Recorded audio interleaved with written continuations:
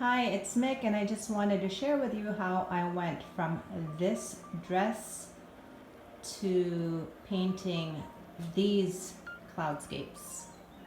Okay, here goes. So I started off with a pink dress that belonged to my mom, and it was folded up in my shed. I decided to take it out and do an installation piece, basically to show my daughter the strength behind our roots and our heritage. After that, I searched for a photo of my mom when she wore it in the 70s, and I found it. So I drew a picture of her wearing the same dress.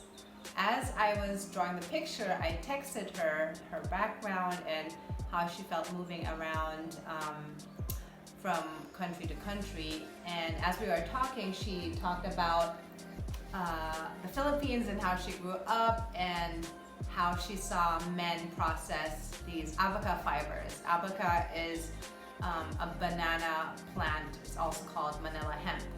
And that the only things that people remember of the abaca plant right now is the manila envelope.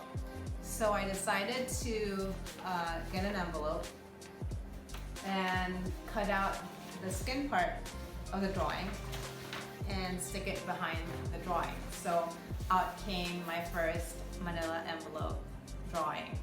And I really liked how it came out. So after that, I made a few more of these, and I have a whole bunch.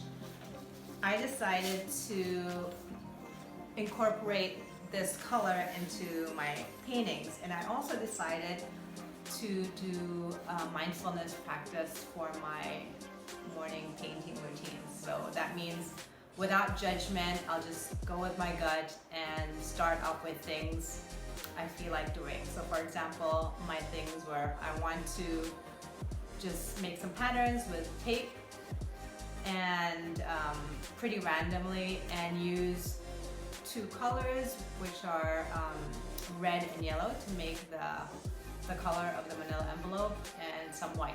So that's all I had. Those were my criteria. And out came these paintings with the random tape marks, and I just used a scale. I used a scale using those two colors, yellow and red, just to make different values, and out came these things. A friend suggested to put an image on it, so I kind of did. And while I do this, in the process, I'm not going, oh my gosh, this sucks. I just go with it, and after I finish a piece, I look at it and go, what can I improve on, or what's authentically me? So when I saw this, I thought, oh, I'm not really feeling the diagonal lines. It was a little bit too dynamic for me, but I did like the transitions. I liked this peachy color, reminded me of the manila envelope. And so I decided to make horizontal lines, which felt more calm to me. And so I did that with these. So when I start, I tape it down horizontally, and then I just started putting down different colors.